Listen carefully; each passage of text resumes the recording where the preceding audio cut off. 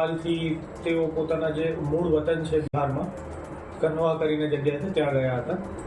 ત્યાંથી તેઓ આશરે 7 દિવસ પહેલાં ગુજરાતમાં આવેલ હતા. બાતની હકીકત વેરીફાઈ થતાં ઇન્સ્પેક્ટર ગુર્જર, ડીવી રાઠોડ અને પીએસઆઈ બીડી વાઘેલાને સદર વ્યક્તિને લોકેટ કરી તેઓને પૂછપરછ અર્થે એટીએસ ખાતે લાવવા માટે મોકલી આપેલ હતા.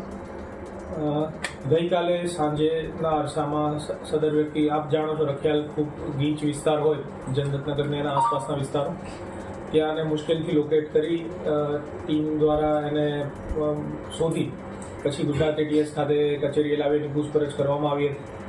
પૂછપરછ દરમિયાન જે ઇન્ટ્રોગેશન કરનાર અધિકારી હતા પીએસઆઈ આર ગચર, તેઓએ જે બાતમી હકીકત હતી તે કન્ફર્મ થઈ પૂછપરછમાં અને જાણવા મળેલ હતું કે આ વ્યક્તિ દ્વારા જાન્યુઆરી મંથમાં 43 kg ઓફ હેરોઇનનું કન્સાઇનમેન્ટ, તેની સાથે 4 ગ્રેનેડ્સ, એક પાકિસ્તાન મેડ સ્ટાર પિસ્ટલ અને એની સાથેના એ પિસ્ટલના 46 લાઈવ રાઉન્ડનું કન્સાઇનમેન્ટ રિસીવ કરેલ હતું.